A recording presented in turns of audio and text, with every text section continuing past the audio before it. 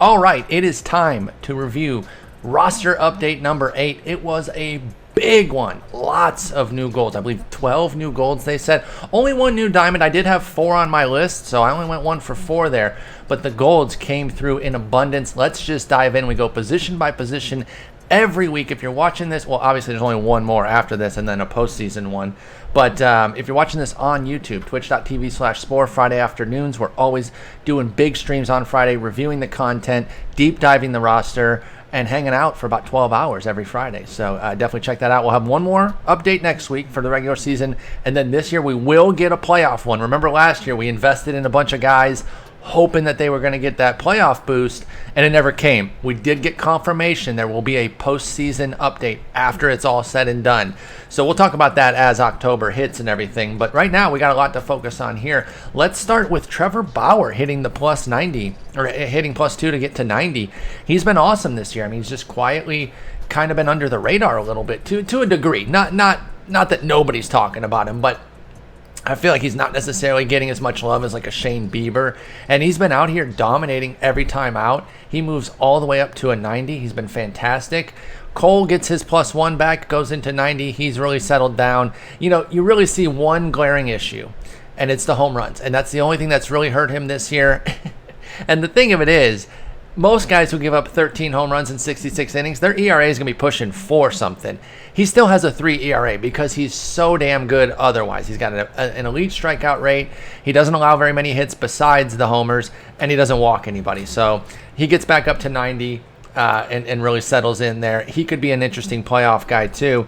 Not that there's a big investment opportunity, but he could be somebody who goes, to 92, 93 by season's end if he has a huge playoff for the Yankees. Max Scherzer jumps down a point. He's been kind of meh this year, and it's a bummer.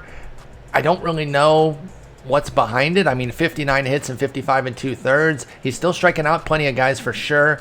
And even with these struggles, he still has a 4.04 ERA because it goes to show, like, when you're an ace, even your struggles still end up being pretty darn good. Aaron Nola did just get a Tops Now card and gets another boost up to an 88. He's been fantastic as well.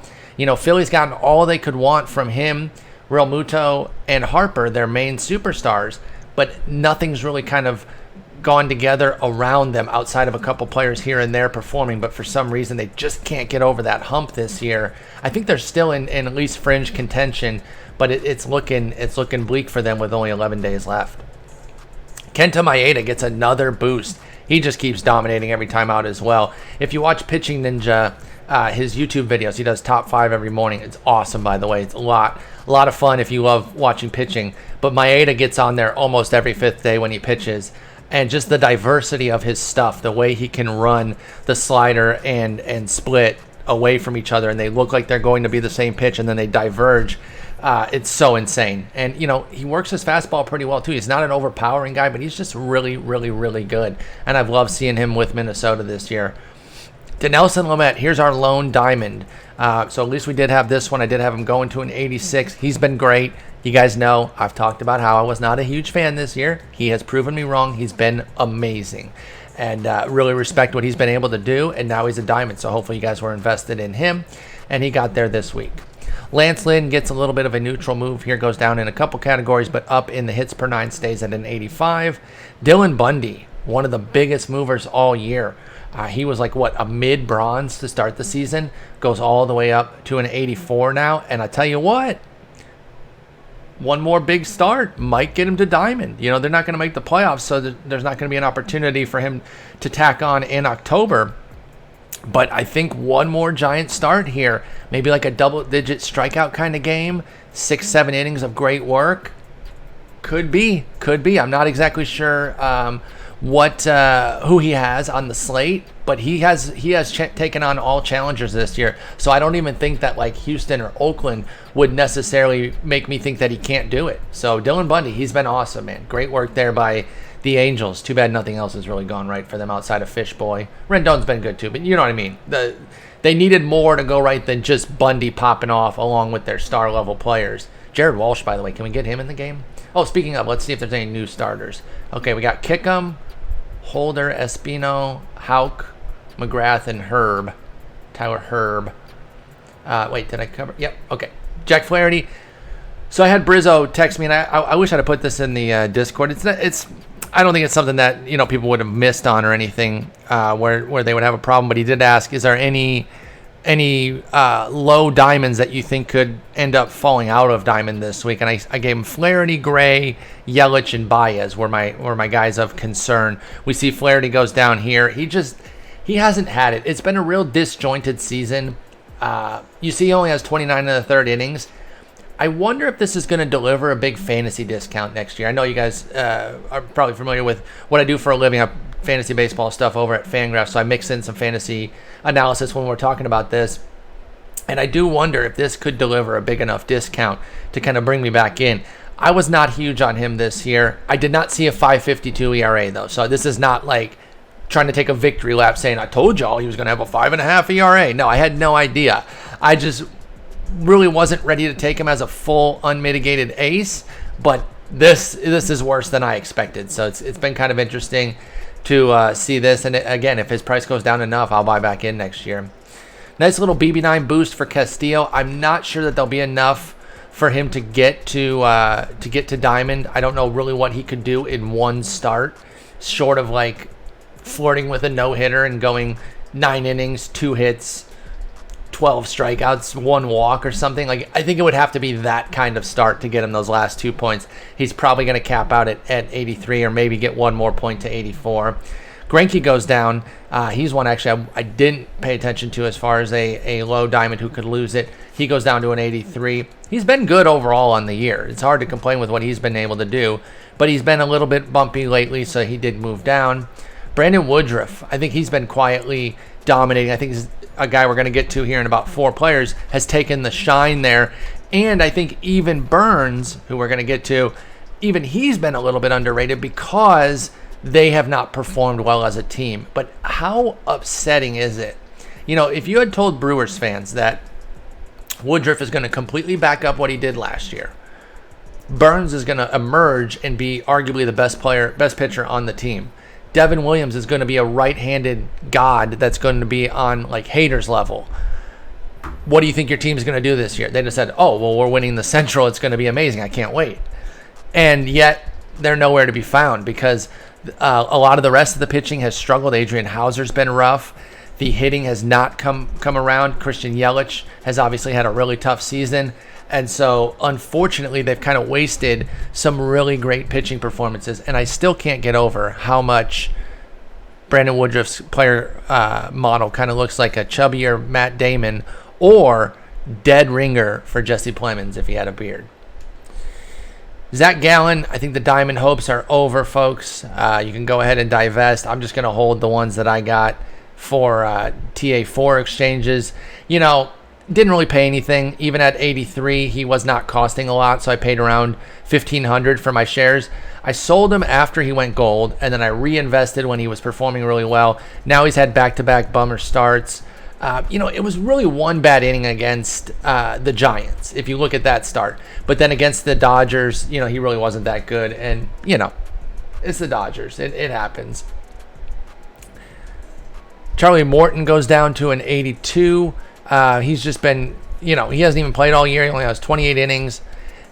If this were a 6-month season, I would have no interest or no problem, investing in him to bounce back and get back on track and maybe even go all the way back to diamond. Whoops. But with the season ending this year, early, I don't see a whole lot for Charlie Morton. Maybe in the playoffs he'll do well, but he's not going to go back to diamond or anything. No reason to invest in him for MLB The Show, that's for sure. 2 more points for Zach Plesac. He just continues to get it done. Not really going to be able to get to diamond being 3 points away, but he has been awesome. Corbin Burns, there we go. I mentioned we'd talk about him. You see that he got a pitch mix update as well. That's why you see that velocity and break go up big time, the control as well.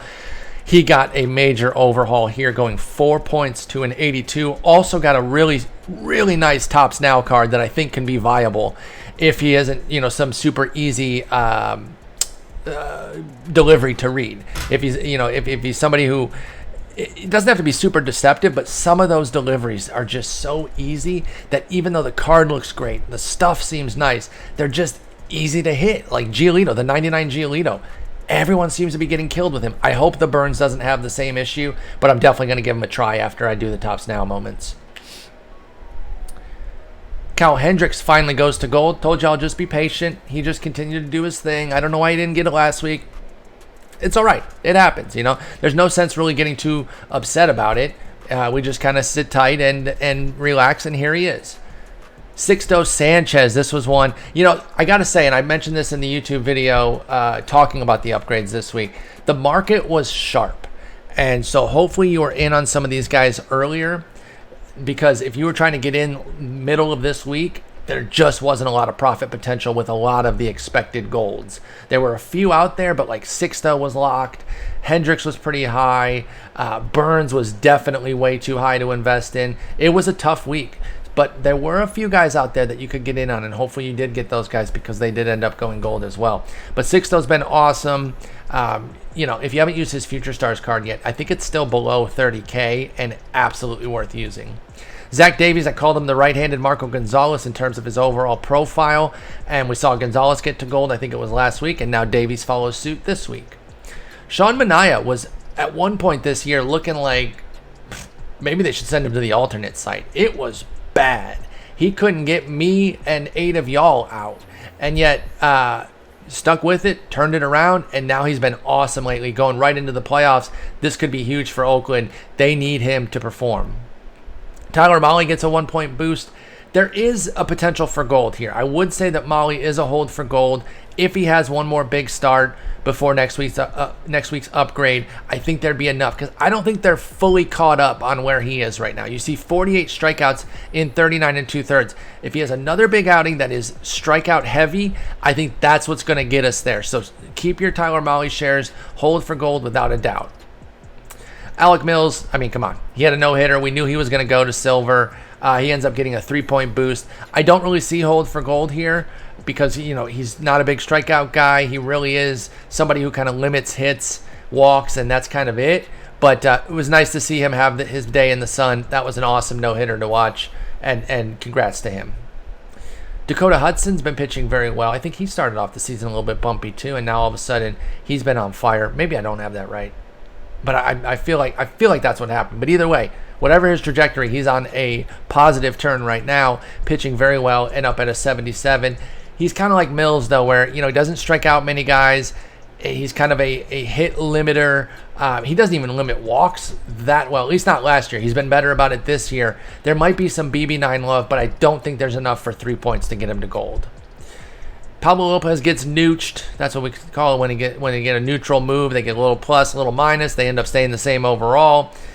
He ruined fantasy seasons a couple weeks ago, man. I'm still pissed about that because I really do like Pablo Lopez overall, but my God, what a name there by the guy pulling diamonds. Interesting. Dane Dunning goes to silver here with a big 4-point boost. He's been awesome. He's been a revelation for the White Sox. He's really fitted into that rotation to the point where they said, hey, Gio Gonzalez, you're going to the bullpen, my guy. Brad Keller moves up another tick. He just continues to dominate there for the Royals. If he could strike anybody out, he might be like a frontline pitcher. But here's the thing, too. Yeah, that'd be great. Obviously, he'd be a fundamentally different pitcher, though. So we can't just say that in well, no shit. It'd be great if everyone could strike a bunch of guys out while doing everything else well. The player that he is, though, is ground ball, sinker slider type guy who limits hits, limits walks when he's at his best, keeps the ball on the ground, limits homers very well this year. He's not giving up a single homer, but he just doesn't miss a ton of bats. But so I think he's kind of a mid-silver type. This is kind of his peak. Maybe gets another point or two next week, but no real gold opportunity.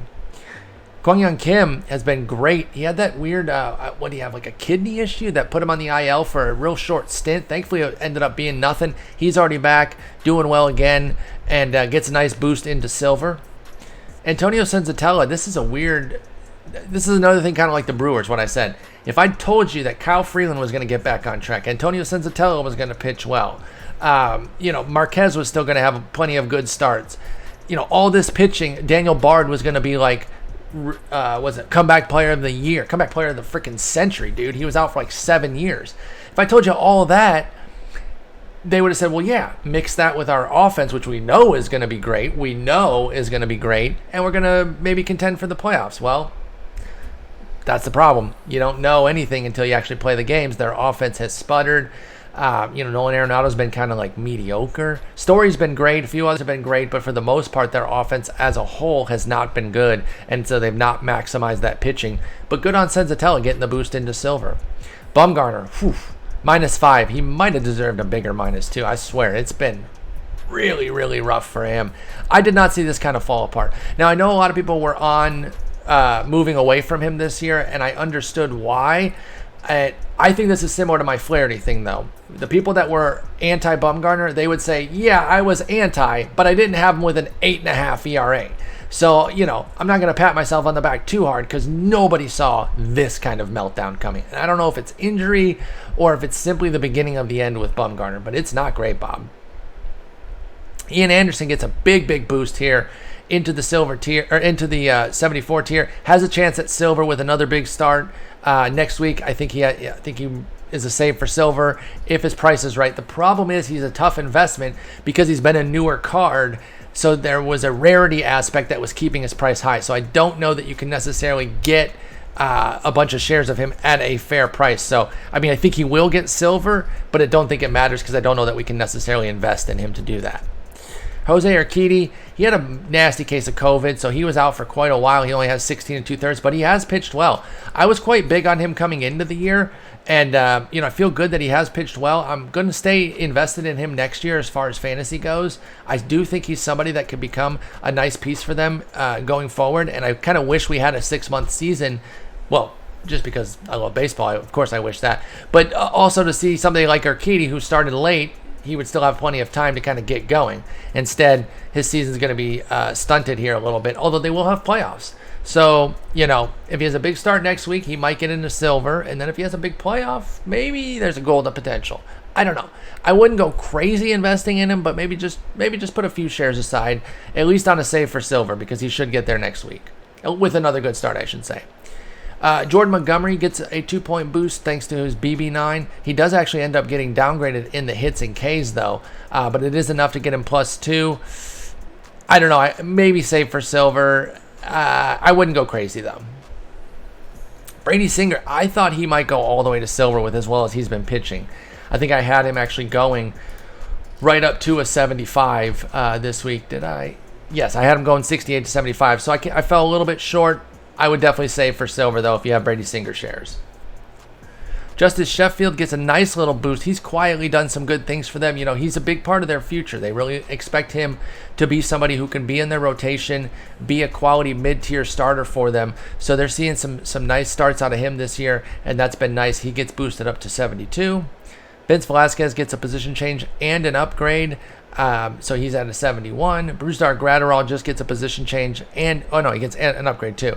I could see him being an interesting BR card maybe. He probably would have been better off as a reliever with that 78 stamina in relief, but he did start a game. It was a bullpen game where he pitched like 2 innings, so they moved him back to SP, which I don't know. And yet Chris Bassett still isn't SP, and he starts every 5th day, so I don't know what the hell's going on. Jeff Bain, I don't even know who that is. Dean Cramer has been quietly pitching very nicely for the Orioles. He and Keegan Aiken, 2 guys that have been, kind of giving them a little something to maybe build on next year for their pitching, along with John Means. John Means, we've talked about him. His stuff really improved, but he's had a really tough season overall. His changeup hasn't been there. While everything else has improved, the changeup's regressed. He also lost his father. So, I think it's just kind of a throwaway season for him, but I'm still keeping a close eye on him for the future. Position change for Foley, position change for Toussaint, position change, blah, blah, blah. Nothing really to see there. Moving on to the RPs, let's see if there's any new ones. Oh, a lot of new ones. Jake Faria, Zuber, Matzik, bunch of commons. Nothing to really get too crazy into. Let's talk about the upgrades. Giles moves from closer to RP. Nothing to see there. Big move of the week. 4 points for Devon Williams. Whew. Hopefully you got in with us when we were investing in him as a common. He was a 53. He's been upgraded 30 points this year and deserved every bit of it, by the way. He's been incredible. I'm really hoping that a September Player of the Month diamond is coming for him because he deserves it. I've been checking Tops Now like every day. They don't do a lot of Tops Now relief cards. So, because the Tops Now is to highlight special moments of the day. like a 3-homer game, a no-hitter, 15 strikeout game, stuff like that. There's not much that a reliever can do, so I understand it, but that's all right. Player of the month is the avenue that we're going to get a diamond Devon Williams, so stay tuned for that. I feel confident that we'll get it. Just a move from closer. Another big move, a guy that we were big on, Chris Martin. We've been in on him for a couple weeks now, so hopefully you just held patiently, and he's going to be a nice BR. In fact, both these guys are going to be nice BR picks, even as golds. A lot of times when we have our silver studs go to gold, we lose them as like BR candidates because you don't feel as great taking like a Yoel Moncada as an 80 as you did when he was a 78. But with Martin and Williams, it makes them much more interesting. Being 83s now for Battle Royale. They're much, much better. Martin was already a pretty good pitcher, but he had that low hit rate. And with Devon Williams, he was working his way up. And as you can see, his stuff was better last time as a 79, but now as an 83, he's like a must take. Tanner Rainey does get the boost this week. I was a little uncertain as to whether or not he would necessarily get it. I did have him as a gold this week, but I was like, they might go 2 points and then make him earn it. No, they go 4 points. They get him up to an 81. He might be a little bit more viable in BR2. He's still a 45 BB9, which scares me. He was at 35, as you can see, which was a no-go for me. I don't want to be in like the 9th game of a BR and have to bring in Tanner Rainey and he walks the yard, and I just can't throw a strike to save my life. That's why I just have trouble taking guys like that. But either way, we were invested in him. He was one of the few guys that the market wasn't fully in on, so you could still invest in him as recently as last night and this morning. Drew Pomeranz, we've been on Drewbert for a whole last minute, so hopefully everything has been going well with your investments there, and you save for silver. Oh man. Let's keep our boy Clutch in our thoughts and well wishes. He's actually going to be dispatched to the Oregon Fires unexpectedly right now. So, damn. I hope everything goes well. If you don't follow Clutch, you should be. Clutch Silver, an absolute G. Pardon me here. I'm going to do this in the middle of the video. I'm just going to wish him well. Good.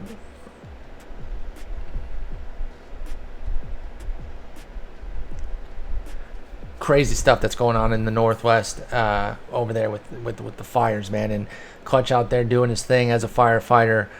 Like I said, just keep him in your thoughts and everything as he's going to go out there and be a freaking badass and fight fire. Anyway, hard transition back into what we were talking about here, our frivolous video game stuff. Dan Winkler goes up 2 points. Gets a big stamina boost. This could actually make him quite a bit more viable in Battle Royale. I already liked him. I like his arsenal. He's kind of a fun card to use. And now that you're adding 42 points of stamina, that's huge. So I'm definitely in on that for Daniel Winkler. And did give him 2 point boost for his overall rating too. I wonder. I don't know. I don't think that there's a gold opportunity here, because again, time's running out, and relievers, they don't pitch that much to begin with. So what's the most that we can get? Like, if he hasn't pitched in a couple days, then he could pitch Friday, Sunday, Monday, and Wednesday at max. That's like a heavy usage type of thing. Could there be enough there to get him gold? I don't know. I would say no, so I would not necessarily invest. Although Cubs are going to make the playoffs, that could be an avenue if Winkler becomes a playoff stud for them.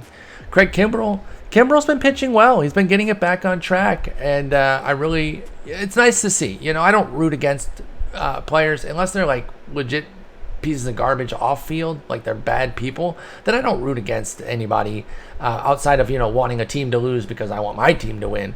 So seeing Kimbrell struggle the way he had was kind of tough to watch, because he went from the perch, the top of the heap as far as closers, to unwatchably bad. And so to see him getting back on track a bit lately, as you can see, his composite numbers are still kind of rough, but that's because he was really, really bad to start the season. He's leveled out a bit, and it's nice to see. Drew Smiley gets a position change from SP to RP, which actually hurt him. He moved down to silver, but he did get an upgrade otherwise. Now, is he not starting? I don't understand this one. Am I tripping? I don't know. I thought he was starting. Either way, he's been striking out the world. I'll tell you what.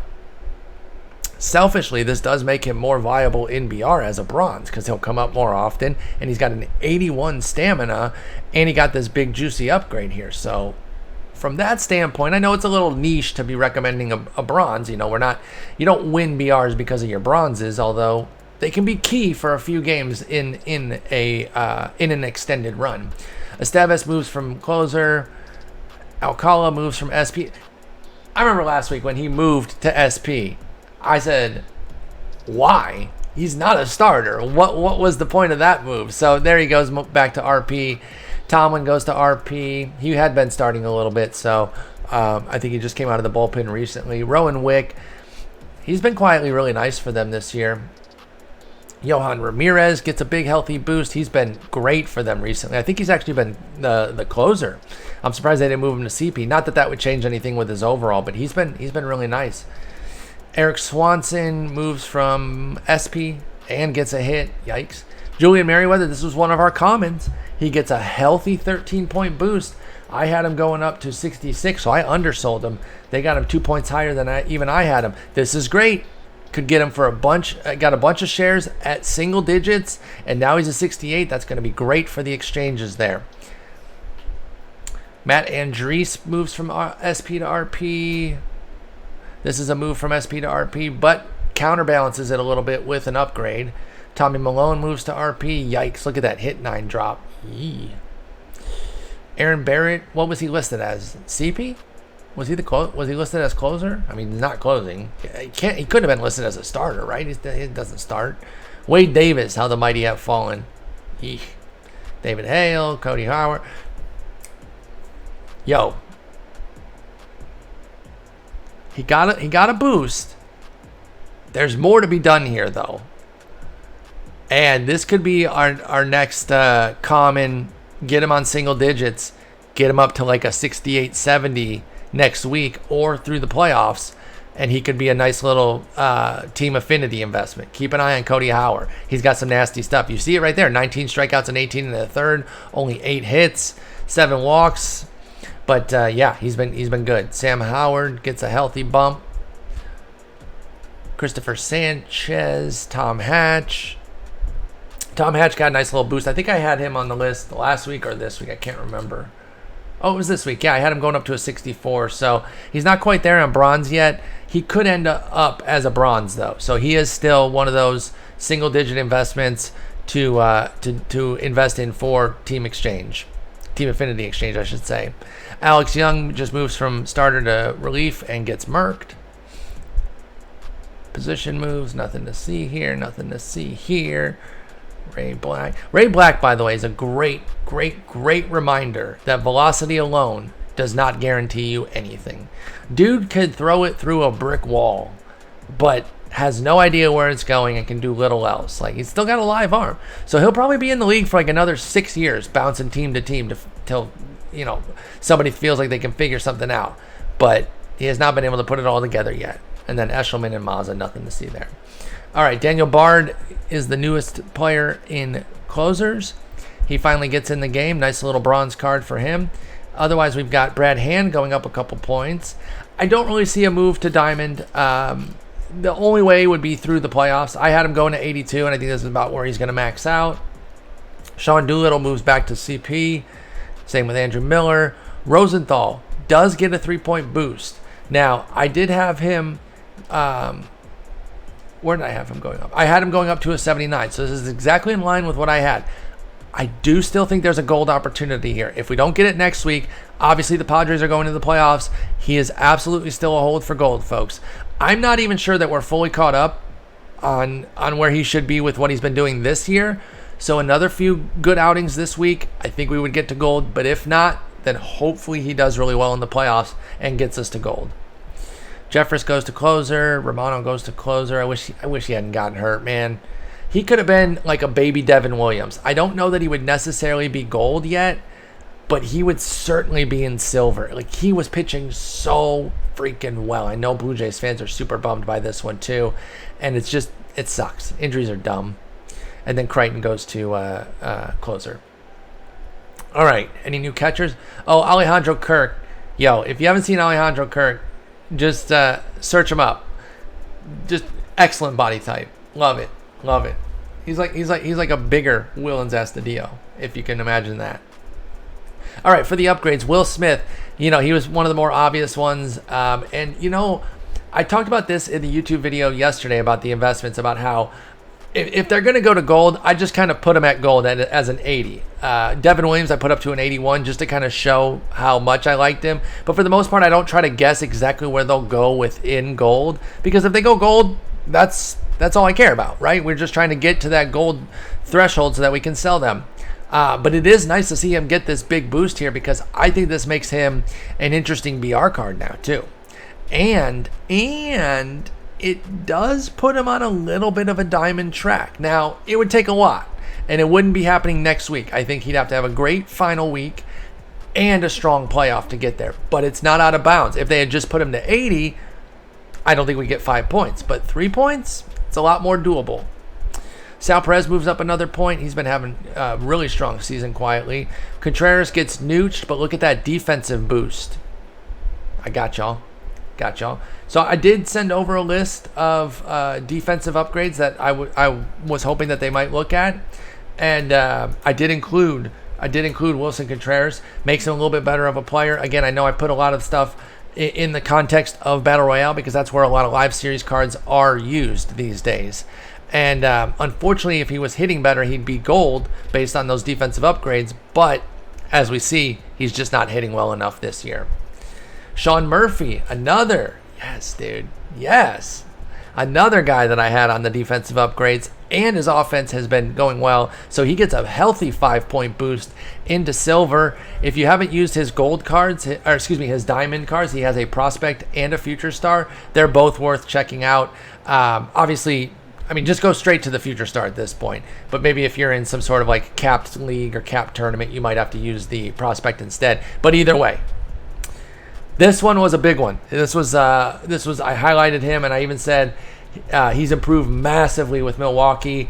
I think his arm, his fielding, and his reaction can get some love, and boom, they did exactly that. So shouts to SDS for taking a look at the defensive work that I put together there. I really do appreciate that. Austin Romine gets murked. Kyle Higashioka, we knew he'd had to go up, right? He had a 3-homer game. You got to get some love for that. It's pretty much all he's done this year, but hey, it was awesome. So good on him. He gets a 10-point boost. Tyler Stevenson gets a little love. He's been hitting well. It's a small sample for sure, but now he's got mid-50s across the board there. His gold card is sneak tip very nice, by the way. I really like that prospect card that he got. Any new first baseman? Oh, Jared Walsh comes in as a silver. He's hitting so dang well that he deserves it, man. He has been off the charts. This guy's a league winner right now in fantasy, because people that picked him up, they're getting so much juice from him. And even if you only got him this week, you missed like 4 or 5 of the homers, but he's still hitting homers this week. So even if you just got him on Sunday, he's continued to hit well. Darren Ruff and then Ibandel Isabel are the new first baseman. As far as the upgrades, Freef God having just a tremendous year. Could be an MVP winner this year for the Braves. He's been fantastic. He goes above 90. Jose Abreu gets a little defensive love. This one was a surprise to me. I put him on the defensive list. I don't think of him for defense at all, but when I was going through everything, I was like, hey, consider taking a look at him. They did just that, and he got 1 point for it. My boy Voit hits a homer every day. I love Luke Voit. I feel like I couldn't wear the Voit shirt for like the 10th Friday in a row, so I didn't wear it today, but I should have. I'm going to go put... No, I'm just kidding. I should go put it on. I still think RotoWare should make dog shirts, because then I could put a Luke Voit shirt on Charlotte, who, by the way, is just sitting in my lap right now, very annoyingly, after she roasted me on stream earlier like a jerk. Luke Voit gets boosted. Here we go. Finally, Dom Smith gets the love.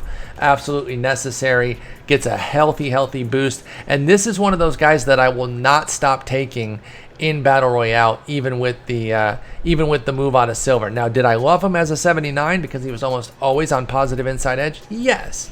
But as an 81, if he gets positive inside edge, now he'll be tracking toward like an 84, 85. So I will still take him. There's something about his swing. It's so crisp. He's so dang good. Next up is Joey Votto. Do I have to talk about this? I'm leaving. I can't talk about Joey Votto. I have to leave. I'm sorry. Okay, I'm back. I'm just kidding. Stupid gag. But he gets nooched, which is interesting because his power's actually been decent.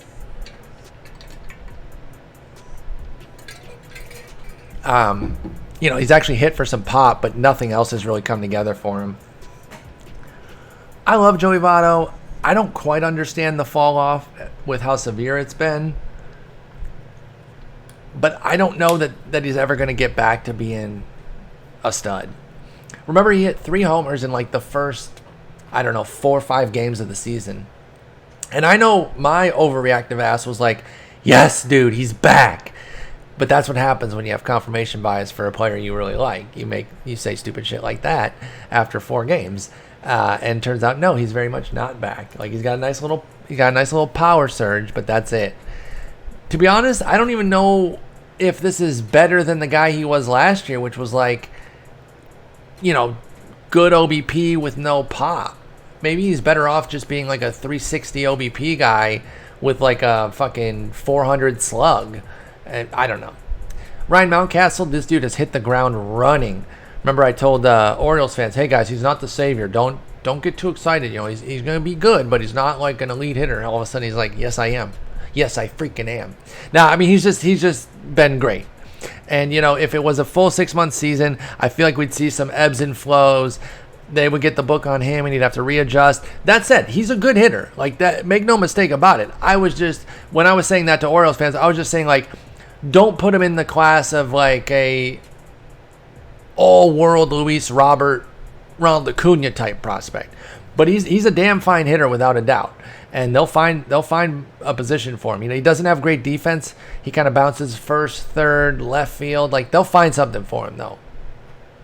Jesus Aguilar finally gets the silver. I'd actually had him as a silver a couple different times this year. Every time he had a little hot streak, I was like, okay, this is going to be it. No, then he would pull back a little bit. Then he'd have another surge forward. He finally gets it here. He actually lost some pop. It's the batting average and vision that got him there. But that's a nice little balanced card. He makes for a nice little BR card, too, because his swing has always played pretty well. Although with the power losses, I don't know. I'd have to see him with this newfound contact focus.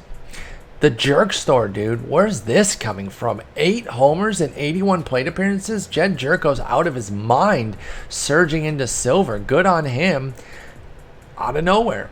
I know he's a BR god for some of y'all. I remember him being recommended like last year, year before, as like that go-to BR guy, kind of like a right-handed Brad Miller. We all have those Browns guys that we love that we'll put on our bench all the time. I know for some people, Jerko's that kind of guy. Josh Bell gets a little smidge. Now, this felt like a little bit of a troll job, I'm not going to lie. How does he only get this? Now, if you look specifically from when he got downgraded, he's been out of his mind. Now, I didn't have him going gold yet. I put 75 to 78, kind of setting up for a gold finale if he continued to hit. But this is nothing. This is nothing. Excuse me, sir. May I have some more? May I have some more Josh Bell upgrade, please? This is like a fucking little drop in the bowl. A pittance, if you will. I'm offended. Jose Marmolejos is crushing righties, dude. As you can see here, 70-78 against righties. He is just tearing the cover off the ball against them. Doesn't do a whole lot against lefties. But yeah, six homers and 78 plate appearances. You've been doing all right. Nate Lowe. Brandon Lau, Nate Lowe. Same spelling. Same team. Stupid as hell. Killing righties. Absolutely dominating against righties. He was on the free agent list, so his price might go up just by virtue of getting moved back over to Tampa Bay. That's always a sneaky little thing to do. Veep52 from my chat always has a little list every week of guys that you can look at going from free agency back onto a team, because that automatically gives them a little bit of a price boost because they're more valuable as part of a team collection than they are if they're just in the free agent pool. Did I already look at new first? Oh, yeah. Jared Walsh was on it. All right, over to second base. No new second baseman. DJ LeMahieu with a healthy 3-point boost. This dude has fully backed up what he did last year and then some. He's like, oh, you thought that's all I could do? Now I'm a freaking god. Seriously, though, he's been amazing. And I know he's in his 30s. But I tell you what, man. If that keeps people away from him next year in fantasy, because the fantasy community as a whole is a little bit ageist, and once you get over 30, you have like this stink on you. Even if you're really, really good. I mean, look at Nelson Cruz. All he does is dominate every single year, but he gets a year older and people just push him down further because... And here's the thing.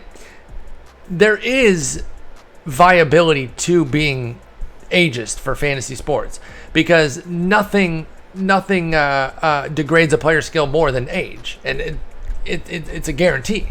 Like, even if they beat the clock for some years, it will catch up to them. You know, the Father Time is undefeated cliche is true. That said, this skill set that we're seeing out of DJ LeMahieu, the performances that he's put up the last 2 years make him an absolute stud. And he still has eligibility all over the field, too. So this is more of a fantasy spin. But I love him, man. And I think he could be up over 90 by the end of the season, too, as far as MLB The Show goes. Because I bet he'll dominate in the playoffs, too.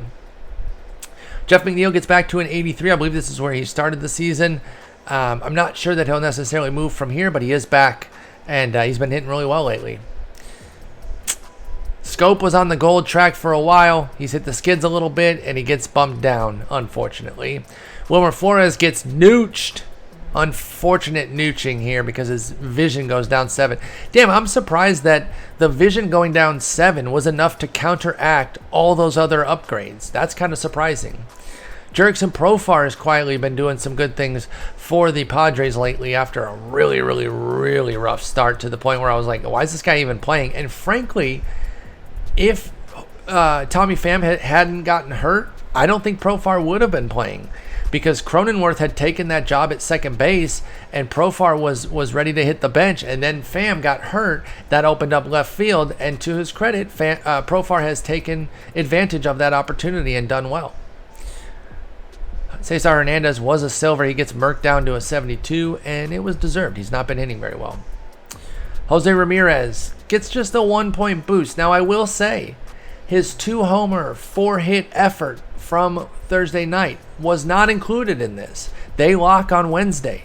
So that alone, I think, is going to be enough to get him to Diamond. I'm still very much putting him on the destined for Diamond list.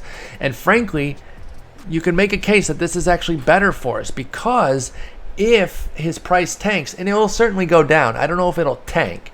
Tanking for me on Ramirez right now would be going down to like 2,500. That would be a tanking, because he was up in the mid 4,000s yesterday. Like, people were thinking that he was a locked in diamond, but I think people forgot that yesterday's game doesn't count. That's for this upcoming update. So I think he's going to get there. I'm definitely holding my shares, and I'm going to add more if the price is right. Raphael Devers, he was big on the gold train. We all knew he was a hold for gold. The market was there. Good on him. Started off horribly this year, has completely bounced back, looks sharp. Tommy La Stella gets nooched. His verse lefty work just isn't sharp enough to let the vision and discipline upgrades boost him up. Freaking Brian Anderson gets nooched, and I gotta be honest, I'm pissed about this one. I did not think that those contact gains would be mitigated by a -6 in vision. So I guess that's what that tells me, is that the contact gains alone would have only gotten him to 79, and that his vision was right on that cusp of bringing it right back to a 78, and so that's where we're at. If he finishes strong, we can still get gold. I really felt good about where we were tracking with him. I didn't think the vision was going to be negated that much, but here we are. I thought at 48 that it was low enough as is. Yeah, just wiggle all over the place, Char. There's plenty of room on my lap for you to just pretend it's a freaking king-size bed. Jeimer Candelario just continues to rake. He finally gets to silver. They did put him up to a 77, so there is a little bit of hold for gold potential here. I had some investments in him from his mid-bronze days. I'm just going to hold. I'm going to ride it out till the end of the year and just see what happens. Eduardo Escobar continues to have a painfully bad season. I will say, though, this will not stop me from taking him in BR. He's similar to Alberto Mondesi, where It doesn't matter where his ratings are. There's something about his swing. There's something about Eduardo Escobar. I will continue to take him even as a 76. Hunter Dozier gets nooched. That drop in contact against righties, really painful. Maikel Franco, very quietly, killing it lately, moves into a 76. Good on him. He finally does something. Oh, wait, no new third baseman. Okay. Evan Longoria loses big time because he's not hitting well against righties. Isaiah Kiner-Falefa, this was a big jump in defense. He had horrible defense, and frankly, this is one that, listen, I understand. Look, okay, hang on. I think she's getting, nope, just adjusting. Cool. I thought she was going to get down. He was like a utility guy who was catching a little bit, playing some second, playing some third, I think even playing some outfield. So they couldn't really get a read on what he was doing anywhere, right? Because he was playing everywhere and not really staying in one spot. Well, this year he's been a primary third baseman, and he has been awesome. So he needed a big boost, and they gave him a very healthy boost. And now I think you can actually consider him as somebody to put on like your BR bench, because he'll also have that catcher eligibility. And even though this defensive upgrade is for third base, it will still make him a better catcher just by virtue of, yeah, he'll get the secondary position drop, but he'll still be worth it. Plus, he did get a healthy offensive boost, too. Let's not sleep on the fact that he got some love there. So he moves all the way up to a 76. Good on Isaiah Kiner-Falefa. Colin Moran goes up to a 75. We get Alec Baum up to a 74. Vlad gets nooched. He's been doing some good things, but still kind of meh. And then we have Dahlbeck. Dahlbeck got nooched. That one actually kind of surprised me. I thought he would end up actually going up, and then he doesn't, unfortunately. Ty France goes up nicely into a 71. I like to see that. Cabrian Hayes, old Cabrizi, gets a 3-point boost, well-deserved. And then Taylor Ward also gets a nice little bump. By the way, I think he should still have backup catcher, Taylor Ward. And I love putting those catcher guys like Kiner-Falefa, like Ward, on my BR bench, especially if I have a painfully slow catcher. Corey Seager, I know those of you are waiting for Diamond on him. This is correct, okay? This is based off of stats. They're not screwing him over for fun. This is based on what he's doing. Tim Anderson goes up. This is about where he's going to be maxed out at, though. I could see maybe 83, but I just don't really see Diamond unless he has a power surge this last week and into the playoffs. That's the only thing that could get him to Diamond, but the performance that he has right now is not Diamond worthy. Miguel Rojas goes up. Yes, dude. Very happy about this one. We were on the Rojas train a couple weeks back, so hopefully you got in when it was cheap, and now you're cashing in on him getting up to an 81. Small downgrade here for Marcus Semien. He just hasn't been that great this year. He's been okay. You know, not a terrible year, but certainly not an excellent one. Paul DeJong gets nooched. I guess I didn't really see the verse lefty problems there with the contact, and that's why he doesn't go up to gold. Little nooch move for Rosario, but does get the defensive boost. Did have him on my list because he's continued his improvements from the second half of last year.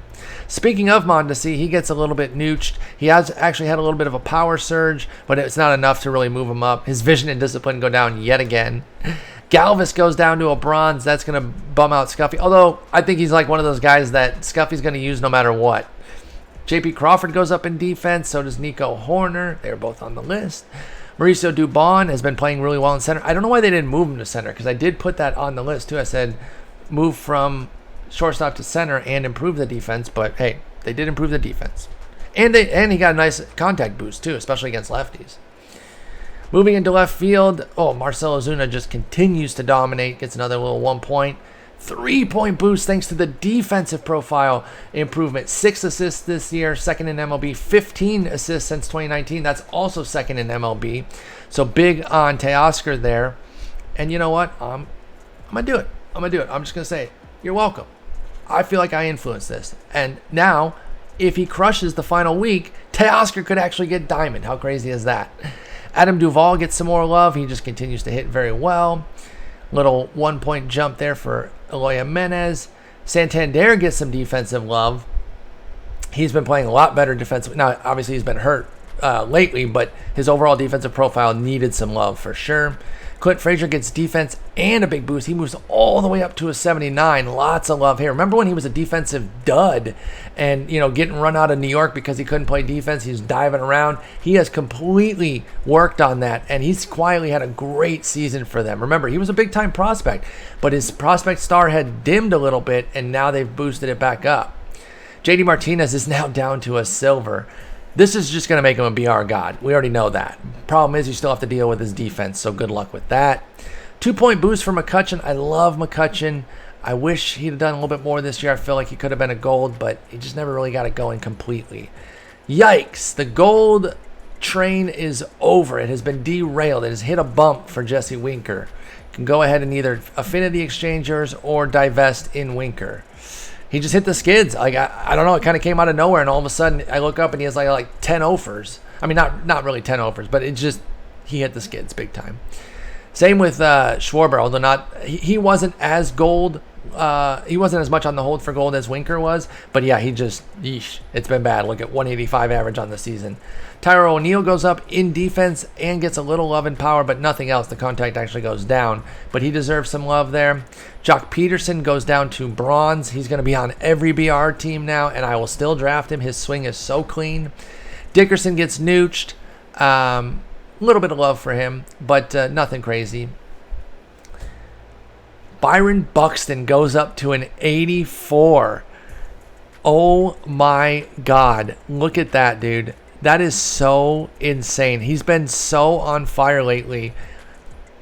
I'm blown away by this. Like, he has 12 homers. This is not a misprint. Look directly in the center of your screen there. Batting average, 283. On base, 284. He has one walk. Like, that's insane. We've talked about this in the context of Tim Anderson. You don't have to walk. Like, that does not inherently make you good. I acknowledge that. But one walk, I mean, you can't argue with the performance. So it's like, okay. I mean, if he hadn't gotten minus 18 on discipline, he'd already be a diamond because of everything else that he's doing and because his defense and speed are so strong. He's definitely on the destined for diamond track right now, and I'm eager to see what happens over this next week. Plus there's going to be playoffs for him, so it's really interesting for Byron Buxton. What a weird season for him. I love Buxton, man. Uncle Byron, what a stud.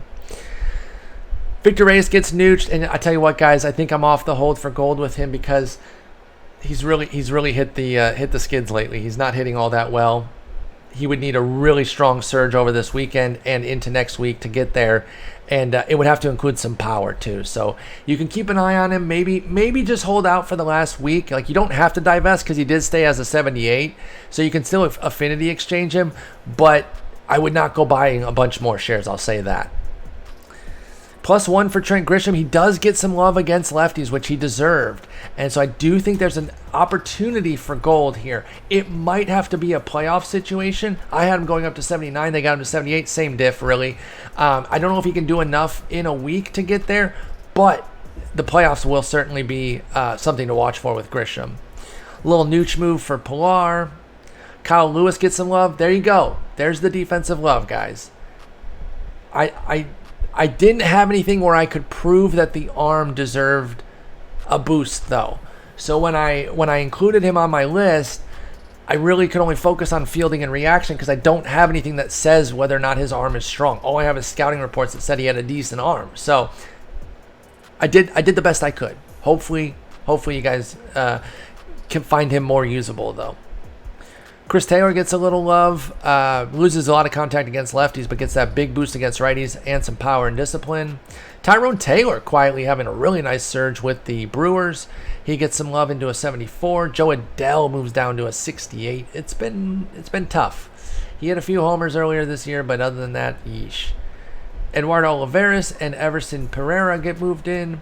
Nobody for left field, and then Dylan Thomas for right field. Finishing up here, we've got Cody Bellinger having a really rough season overall. He gets moved down to an 85, and he is definitely in trouble for losing diamond status altogether. Nelson Cruz gets nooched. I mean, they're doing all they can, guys. They moved him up in contact against lefties yet again, but then they had to move him down in contact against righties because he's not making the grade there. And I don't know. I'm going to hold my shares through the playoffs, but It's going to be tough. He has to crush righties for like the rest of this season and the playoffs to get diamond. Will Myers is now actually threatening diamond. He's been amazing this year. Hats off to him. Always been a player I've liked, but I didn't really invest in him this year as far as fantasy goes because he was so bad last year. Conforto gets nooched, and this one kind of surprises me. I thought he might actually go diamond. I had him as a diamond candidate. I put him for an 85 on my list, so I got that one wrong. But if he surges with some power over the weekend and next week, he could get there still. Hayward gets nooched. Little love there. Still got great defense. Interesting card. Little nooch love for Yastrzemski. That might actually be worth it, though, because now he's a big power threat against lefties. I'm still going to use the card. Mike Yastrzemski cards, they got to pass for me forever. Yeesh. Shohei, just a lost season overall for him. Avisail goes down 1. As you can see there, big contact versus lefty, but then gives it all back against righties and then some. Franimal, -1. We're officially off the hold for gold for him. If you didn't already know, I have like 75 shares. I'm just going to go ahead and go cry. Cole Calhoun goes back up to silver. He's been quietly performing quite well for Arizona. Josh Reddick to bronze. Nick Markakis to bronze. And DJ Stewart only gets 1 point. I thought he might get a little bit more than this. I think I had him going up to the low 70s. Let me see. Where did I have Stewart? Yeah, I had him going up to 73, so I missed on that. But that's all right. I mean, he's been hitting for a lot of power, but no real average, so I get it. They can only move his contact up so much. So anyway, that's going to do it. That's roster update number 8. We only have one regular season one left. I'll get all the info out early next week on who to invest in. Then I'll do a separate video and list on playoff candidates to invest in. And, kind of maybe give some focus on some guys who I think will go deeper in the playoffs versus guys who might be out early but only need 1 point, stuff like that. Thank you guys so much for watching. Hit a like, hit a subscribe. Come out to Twitch if you're watching this on Friday and it's before 2 a.m. Central. I'm still live.